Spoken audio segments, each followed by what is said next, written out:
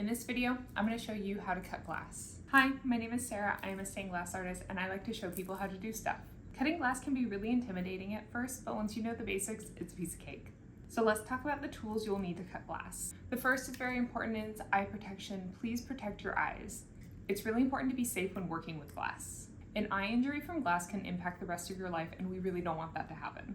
You'll need a glass cutter. This has a tiny rolling wheel on the tip that scratches the surface of the glass where you want it to break.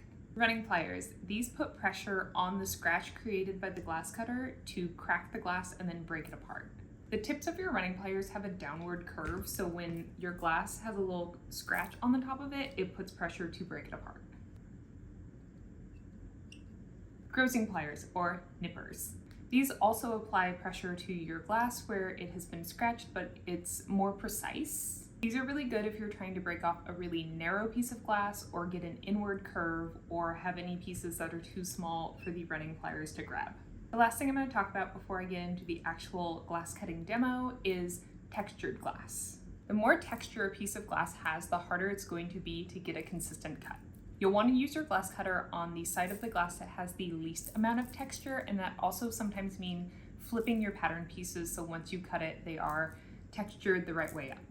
And some glass is just way harder to cut than other glass, and as you cut more types of glass and get better at glass cutting, you'll sort of learn the difficulties with the different types of glass. Okay, so now let's get into the glass cutting demo.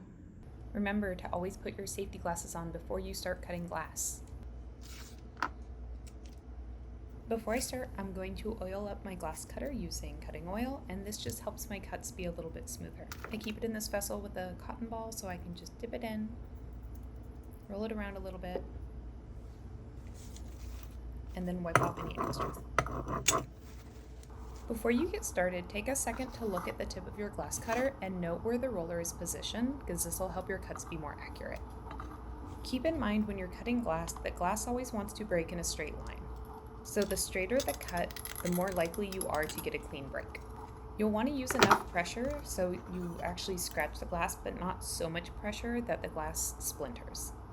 I find that standing up while cutting glass helps me control how much pressure I put on the glass. Now you're going to take your running pliers and make sure that curve is facing downward, and then line up your cut with the very center of the pliers.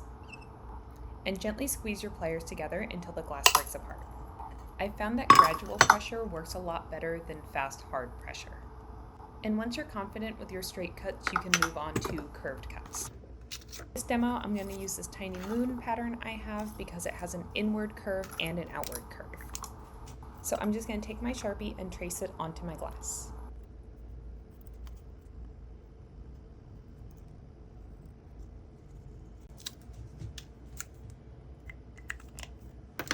For something like this that has an outward curve, I'm going to go ahead and cut away some of the excess glass so I don't waste it.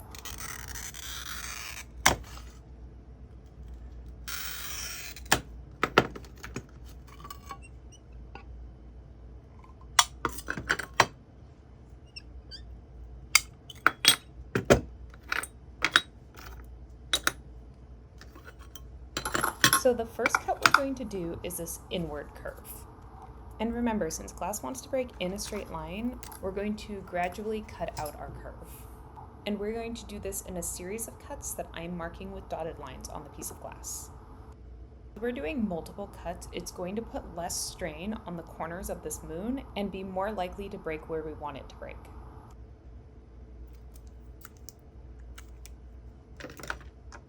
Cut this first cut the same as we did before in a straight line. And then we'll use our running pliers to break it.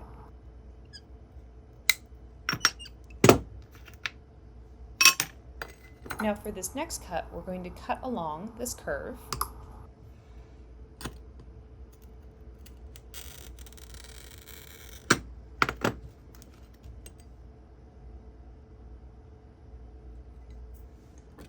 But for this cut, we're going to use our grossing pliers instead of our running pliers.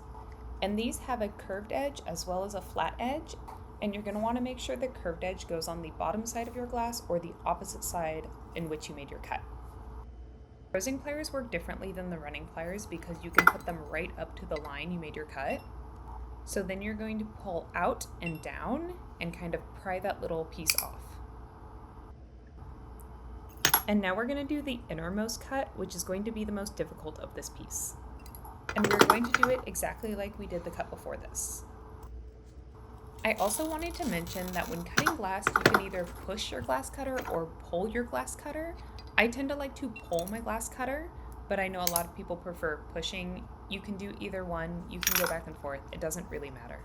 Okay, once you're happy with your cut, if there's any little bits left over like this, you can take your grazing pliers and just kind of nip them off.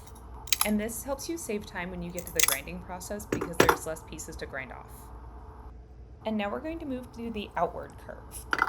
Remembering that glass wants to break in a straight line, it's not going to want to do this entire curve in one break. So what we're going to do is cut in relief lines to where the glass would kind of break naturally. But by adding in the relief cuts, you sort of take away any chance for it to break any other way that might mess up our final piece.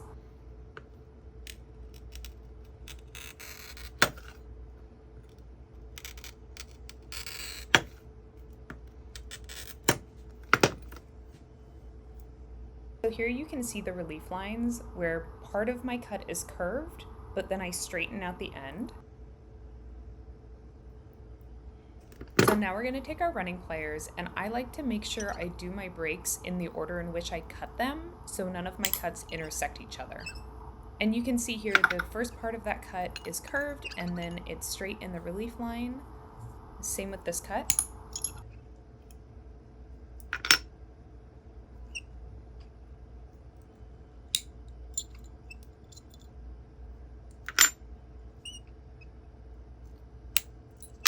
The downside to doing relief cuts like this is you will get little pieces of glass left behind that you will need to go in and clean up with your grazing pliers to make grinding easier in the future.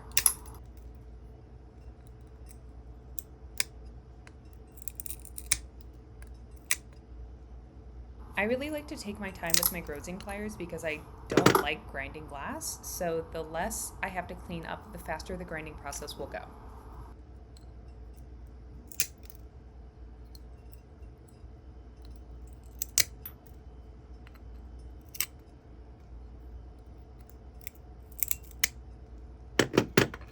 And there we have our little mini moon all cut out.